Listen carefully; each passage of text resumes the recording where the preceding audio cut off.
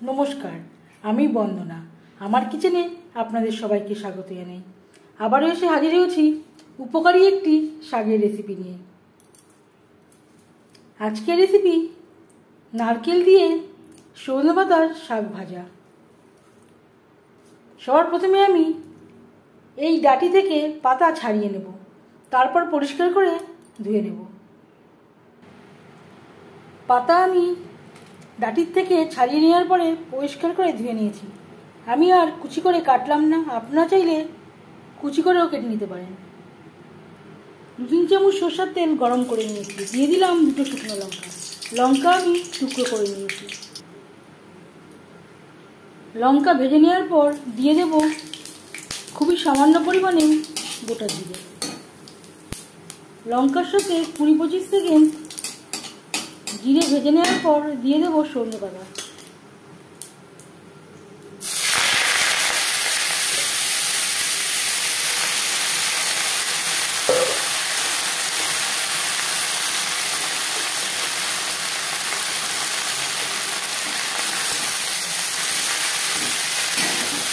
ফোড়নের সাথে শাক বেশ ভালো করে মিক্স করে দেবো।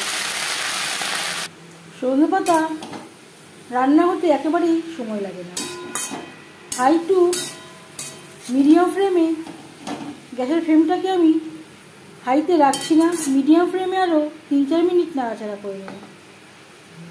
3-4 মিনিট নাড়াচাড়া করে নেওয়ার পর দিয়ে দেব 1 মুঠো নারকেল কোড়া। যদি আপনাদের কাছে নারকেল না থাকে এর পরিবর্তে আলুও ব্যবহার করতে পারেন। সজনে পাতা যেহেতু স্বাদে একটু তেতো, অবশ্যই একটু নারকেলের ব্যবহার করলে স্বাদটা খুবই ভালো হবে। পাতার সাথে নারকেল বেশ ভালো করে মিক্সড করে দেবো। মিডিয়াম ফ্লেমে আরও 3-4 মিনিট রান্না করে নেব। আর দিয়ে দেব স্বাদ মতো লবণ।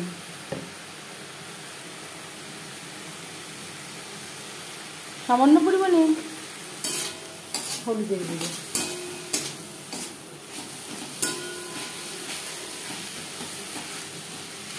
লবণ হলুদ শাক ও নারকেলের সাথে বেশ ভালো করে মিক্স করে নেওয়ার পর মিডিয়াম ফ্লেমে 3-4 মিনিট রান্না করব। সজনে পাতা অনেকটা সময় ধরে ভাজার কোনো প্রয়োজন নেই, সেদ্ধ হতে একেবারেই সময় লাগে না। 3-4 মিনিট নাড়াচাড়া করে নেওয়ার পর গ্যাসের ফ্লেমটাকে বন্ধ করে দেব। সজনে পাতার শাকের রেসিপিটি কেমন লাগলো অবশ্যই জানাবেন কমেন্টের মাধ্যমে। যদি এই রেসিপিটি ভালো লেগে থাকে লাইক করবেন, শেয়ার করবেন, সাবস্ক্রাইব করবেন আমার চ্যানেলটিকে, বেল আইকনটা প্রেস করে দেবেন। যখন আমি নতুন ভিডিও আপলোড করব তার নোটিফিকেশান সবার আগে আপনার কাছে পৌঁছে যাবে। আপনারা সবাই অনেক অনেক ভালো থাকবেন। এই ভিডিওটি দেখার জন্য ধন্যবাদ।